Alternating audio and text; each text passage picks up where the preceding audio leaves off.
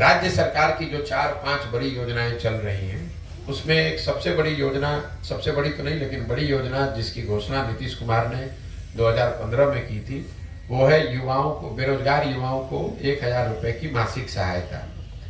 15 में ये अनुमान किया गया था कि 18 साल से 35 साल के हर बिहार के बच्चे को जो बेरोजगार है, अगर उसको 1000 रुपए का मासिक सहायता दिया जाए तो उसको कहीं बाहर नहीं जाना पड़ेगा मजबूरी में मजदूरी करने के लिए।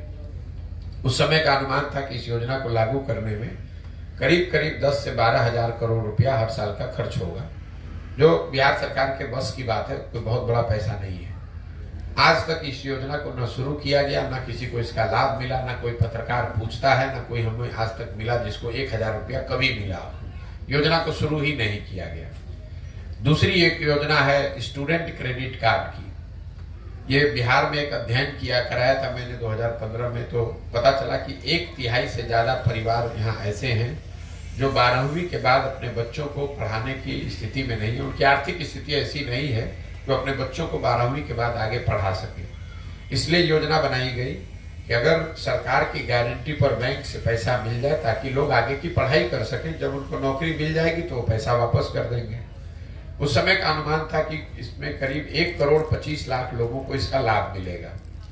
बिहार सरकार का अपना आंकड़ा बता रहा है कि पिछले 10 वर्षों में 9 लाख बच्चों को ही इसका लाभ मिला है। इस योजना को भी करीब करीब ठंडे बस्ते में डाल दिया गया। तीसरी जो राज्य सरकार की बड़ी योजना है वो है नल जल योजना, जिसकी चर्चा आप लोग खूब करते हैं। 2015 में अनुमान किया गया कि अगर 25,000 करोड़ रुपया 5 वर्ष में खर्च किया जाए तो बिहार के हर घर में नल से पानी पहुंच जाएगा। योजना बनी, नल जल योजना, पैसा बटा, बंगरबाट हुआ।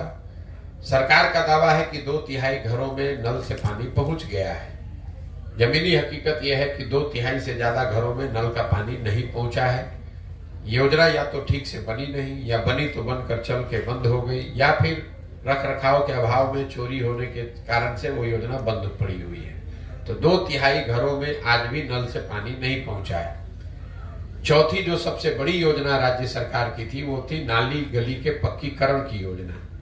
बहुत कम लोग जानते हैं कि 15 में सबसे बड़ी जो 7 निश्चय की योजना थी वो नल जल योजना नहीं थी, नालियों गलियों के पक्कीकरण की योजना थी। उसमें यह तय किया गया था कि बिहार के हर घर के से जो नाली निकलता है उसका पक्कीकरण किया जाए, उस नाली को एक बड़े नाले से जोड़ा जाए और पानी को गांव से बाहर निकालकर उसका निस्तारण किया जाए। ये पूरा काम करने में 5 वर्ष में 80,000 करोड़ रुपया खर्च किया जाएगा।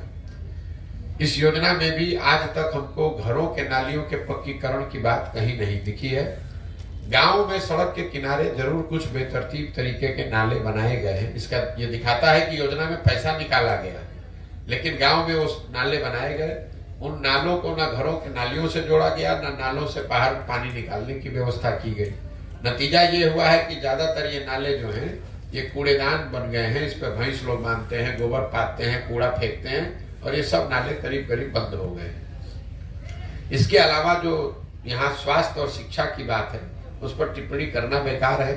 सब आदमी मान रहा है कि शिक्षा व्यवस्था पूरी तरीके से ध्वस्त है। स्वास्थ्य व्यवस्था तो हमको कहीं दिखा ही नहीं।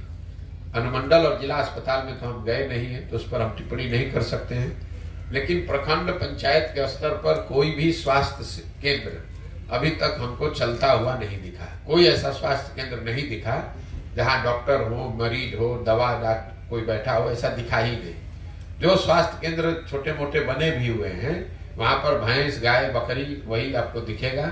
स्वास्थ्य सेवाओं के लिए बिहार में ज्यादातर लोग ग्रामीण चिकित्सकों या प्राइवेट सर्विस प्रोवाइडर पर ही आश्रित हैं। सरकार की कोई व्यवस्था कहीं नहीं है। तो मोटे तौर पर ये राज्य सरकार की जो योजना है वो जमीन पर ये मैंने